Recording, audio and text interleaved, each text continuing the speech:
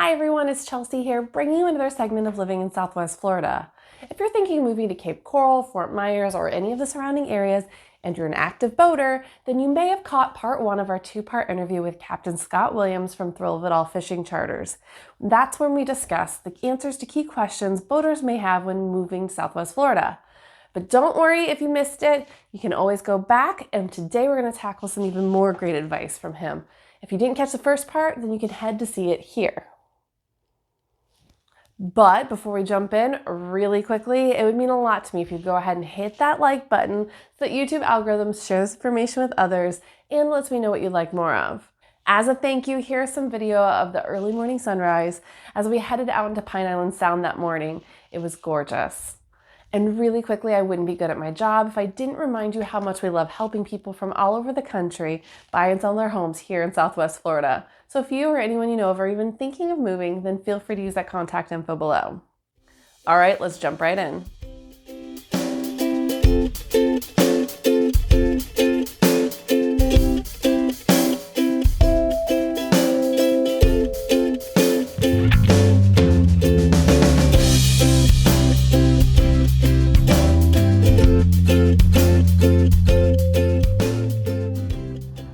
So let's talk about fishing quality right now, especially since we are talking post Hurricane Ian. A lot of concern has been about if the fish are back, how the water is doing and everything. And I know it was pretty murky right after the storm, but we're looking a lot better now. Mm-hmm. So I can see the grasses in the water, and I can see it's a little bit clearer, so we can now see the fish and stuff. But tell me a little bit about how the fish are doing and if you're catching them.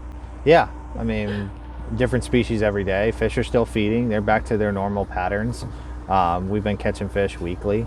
Some of the mangroves did take a beating. 150, 160 mile an hour winds came through here and stripped the trees of their leaves, and the water quality was a little dirty at first. I would say October it was pretty murky. I would say the water kind of looked like iced tea, chocolate milk. It took a little while for that water to settle down and filter out and kind of get back to its natural blue and green clear form. It did take some time, so I think what are we, almost 4 months out, 4 months later it took, and it's still got a little ways to go, but it's getting there. It's not bad at all. So well, and I mean we're talking about mangroves too. Like the mangroves, they are adapted for that type of climate. They're adapted to withstand high winds and take that beating and lose those leaves and grow back. Mm-hmm. So, I think it's they may look like twigs initially, but we're already starting to see growth, and yep, definitely. And give it some time and it'll all be that. Yeah. And they're there for the barrier to help for a reason. Yep. And I know a lot of people always ask about red tide. A lot of red tide. We did see a strong concentration of red tide here. It was, I want to say, it started to pop up around the first week of November, right at the later part of the first week of November, and it was around for about 2.5 weeks. Thankfully, it did not sit around for a long time. It started to kind of dispense and rinse itself out. Cold fronts help kind of kill it off and push it out. I would say by Thanksgiving it was almost gone, so we haven't seen red tide since. But if you go to the north of us, up towards Venice, or even farther north towards Sarasota and Bradenton and Tampa Bay and some of the beaches up there, they really got a really bad case of red tide this year. That started right in the beginning of November, more so in end of October, and it's still kind of not as bad as what it was, but it was sitting up there for a while. And so, I'm assuming boaters who watch this will know something about red tide, but just in case they're not as familiar, because it is salt water, right? So red tide is going to be an algae, an organism that'll bloom, and when it does, the toxins from the bloom will kill fish and wildlife, and it will be hard on us. But I think it is important for people to know too that because it's a plant, it doesn't always bloom, right? So it's not a consistent problem. We don't always have red tide. You No, had not all some, the it's time. gone. More so times of the year when your water is very stagnant, especially it blooms a lot. It likes heat, so when it gets hot, it will tend to bloom if it's Summer. around. Um, it's caused by a lot of different things, natural causes. Lots of sediment runoff from the dry land that rinses out into the waterways cause it to help produce. And fertilizers. So there Yeah, are certain yep. They've times of the year, especially everybody, but particularly waterfront lots need to be cognizant that your fertilizing is all those nitrates are going to be washed out into the waterways, Yeah, which will cause concern. eventually, everything you dump in your lawn is going to anywhere on your land. It's going to find its way back to the water. Right. Here in Florida in summertime, each month. I mean, it's nothing to see 10 inches of rain in a month. That much rain, it's going to go into storm drains and it's going to find its way out to the water system, and then you're going to have an algae bloom at some point. Some years we don't get it, some years we do. Right. And but it's not consistent. It's not going to be No. always red tide. So No, you may no. have it pop up for a couple of weeks and then it goes away, or you may, whatever it's that time definitely frame not really looks like. consistent. And sometimes Right. the blooms will only affect a very small portion. Sometimes they can affect a whole entire area. Thankfully, we haven't seen that for a very long time. But Right. I want to say it was back in 2017, 2018. We saw a red tide algae bloom that was completely devastating. It was probably the worst the area had seen, I think anyone could see. And that's the one that caused from Lake Okeechobee's water release, right? Yeah. Yeah. I'd like to think that they've learned something from that experience. Maybe that's why we haven't had any more since. You saw manatees dying. You saw Yeah. lots of wildlife. You even saw dolphins dying. And dolphins are pretty intelligent. When they sense danger, they'll run away from it. When a dolphin can't run away from that, you got a big serious problem on your hands. But Yeah. I'm glad that we have not seen that again since. no, we don't need that. So Yeah. And there are organizations who are working to clean up the water. So I know Captains for Clean Water is a big is a huge organization. one. Yep. So doing a lot of work around here and a lot of advocacy, which is really important. Yep. I want to take a second too to talk about there are places, like one reason why boating is so popular here is because lifestyle, right? When it's 100 degrees, you want to go out in open water and enjoy the water. Absolutely. And there's lots of places around here that are exclusively able to be gotten to be, traveled to by boat. So we're talking about we've got North Captiva, Caye Costa, Cabbage Key, which has a good restaurant, right? And there's a big burger place there. Yeah, great restaurant. There's little islands, Usepa Island, Mondongo Bay area. Not that you can travel there because it's privately owned, but it's nice to be able to see all of that area. There's a lot of history. Usepa is also a private owned island too, right? Yep. Cabbage Key is also, but they've got it open for the restaurant, right? Yeah, they got it. Yeah, that family's been there a long time. And Usepa has a restaurant there too, where you can do lunches. And Yep, but yeah, all of stuff. those are all either private but boat only locations. Yes, right? boat only locations. Yes.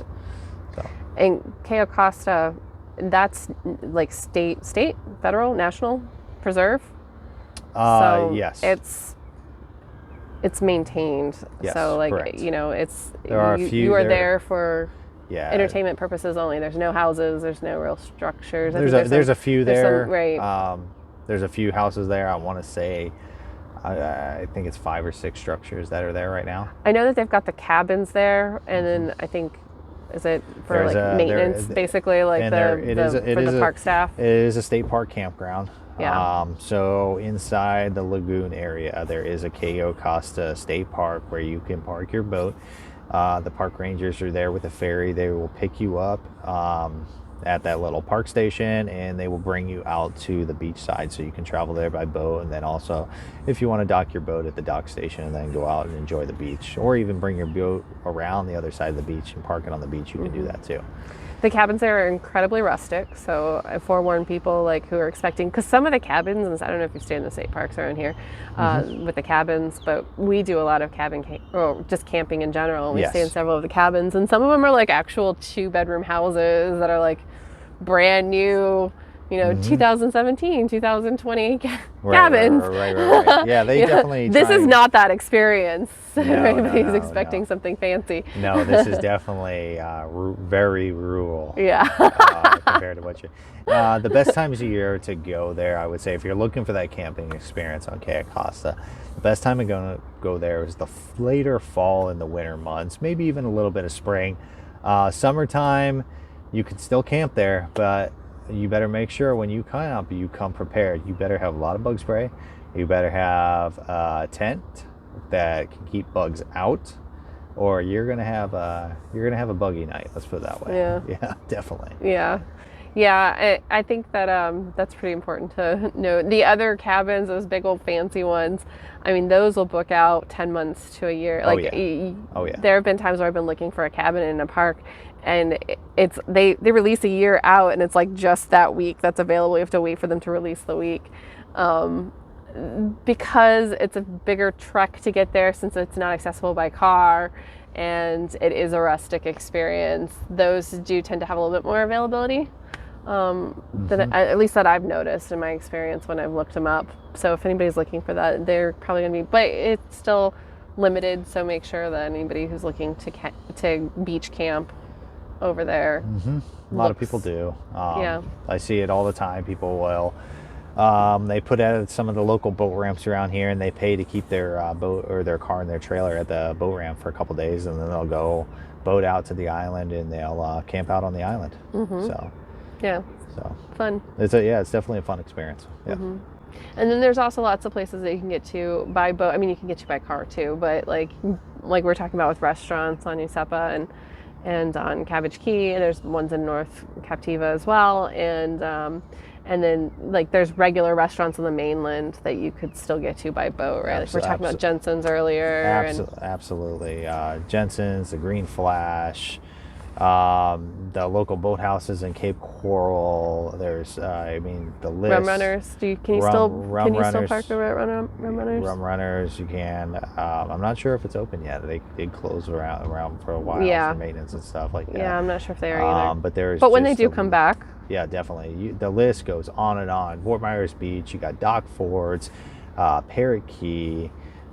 There is just, the list goes on and on and on and on of all the islands out here with the restaurants on the water that you can visit and take your family to, or even your maybe wife or best friend from college or something. You can come out here and have a great time and great experience on the water. Yeah, and for those who do live on those canal lots, like I had a client once who, she was kind of maybe halfway into the canals. She didn't gauge it by time. She instead gauged it by how many beers she could drink before she hit open water. So it was a 2-beer house, and she would get out and go to I guess she'd boat first and like go hang out at Cayo Costa, hang out Lover's Key, wherever for the day, and then end up at a restaurant, and then 2 beers back, I guess. Nice. It's a good day, right? Right. Definitely. Hopefully she wasn't driving the boat, though. No, right. Yeah, no. All right, so you do decide to bring your boat. Everything's kind of set up here, where you're going to put it, all that sort of jazz. How do you get it here? I know people are going to wonder, like, how do they get their boat from up north down to here? And there's a few different options that way. You could trailer it, but there's also different. Yeah, you can trailer yourself. You can hire a company to do it for you, or a private party to do it for you, or depending on where you are, you live up north, you can hire a captain service or a private captain that will come bring the boat actually down here for you. So there's a couple different options, I have a friend, one of my family friends retired and decided to go from Maryland over to this area, and so they made it a trip. Oh, and wow. they captained themselves, and All the way up. rather than a road trip, it was a boat trip all the Mm-hmm. way, and brought it that way too. Yeah, they're So, not nice yeah, trips. I mean, they're long right. trips. I know people that do it. It's a lot of fun. So, Yeah, yeah. they had a blast.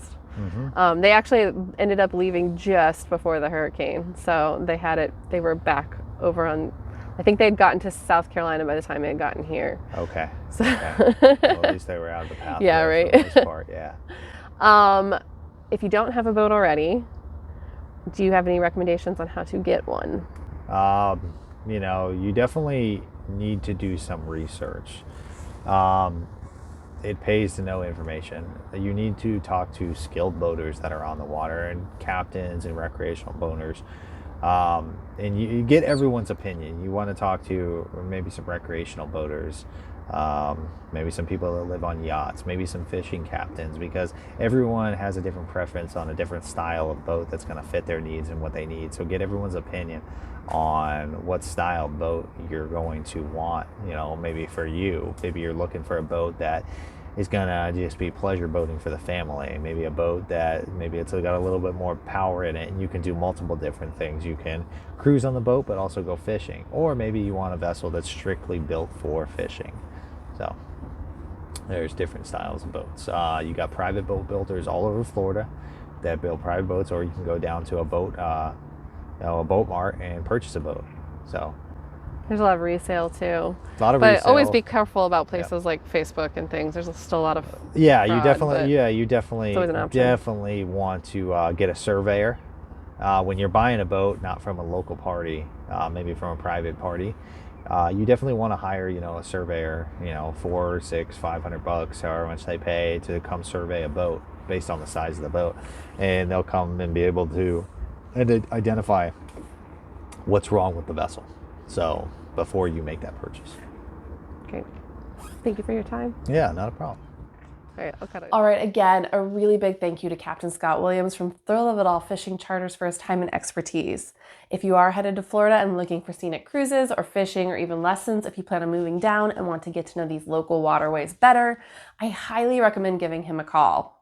In the meantime, if you have any questions about the data, or if you'd like to drill down and compare specific neighborhoods, like say Cape Coral versus Fort Myers, or waterfront homes or pool homes, or whatever your specific circumstances call for, then feel free to reach out to the contact info below in the description below. Myself and the network of agents that I have throughout the United States are here, and we're ready to help you with your move. My video schedule can sometimes be erratic, so if you'd like more videos like this, then don't forget to hit the subscribe button so you'll be notified when we drop another one soon. If you're ready to go ahead and get that ball rolling on your move to Southwest Florida, then there's a link in the description below to set up a personalized home search that will be tailored specifically to you. Oftentimes when you search on web aggregates, it limits the capabilities. But when I build a search, you're going to have a lot more options available. And then we can really begin to have that conversation about what your home in Florida will look like. Or feel free to use CapeCoralFortMyersRealEstate.com for all the latest listings to hit the market and begin getting comfortable with our marketplace. There's no obligations. And don't forget to add me on social media and follow along as we post weekly articles and information that you may find handy and give you insight as to what life in Florida looks like.